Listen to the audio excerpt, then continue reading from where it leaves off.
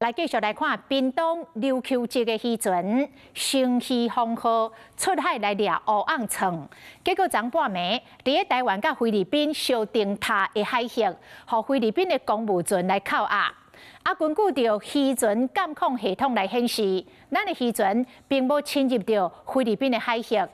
海巡署甲外交部接到通报，马上来催桥，这个渔船伫昨中昼安全防放倒来。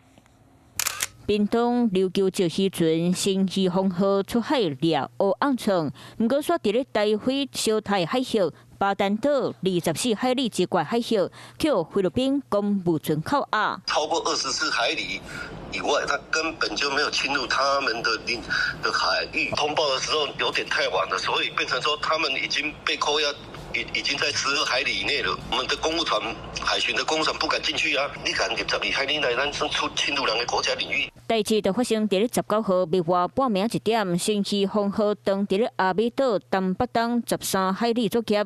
当时船长一位台籍船长含4位印尼籍人员，叫菲律宾海警查来临检和扣留。不过根据渔船监控系统 VMS 显示，渔船伫咧台菲小台海域渔船作业界线以内，并无进入到巴丹群岛24海里的临接区，渔民嘛赶紧通报喊救人。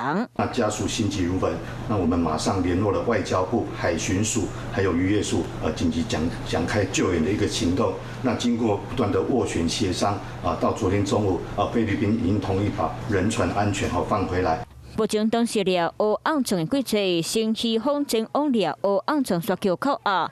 根据了解，防放当来暂时无要回港，会阁继续作业。台菲之间有签渔业协议，两边都当伫咧小台海域执法。过去就发生台湾渔船广大型号伫咧小台海域扣飞国断枪，互姓洪的船长过往。这边渔船现在扣押，相关单位会阁继续调查厘清。 Hello， 我是郑雅芳。想要抢先掌握最及时的新闻资讯吗？赶快订阅、按赞、开启小铃铛，锁定华视新闻 YouTube 频道。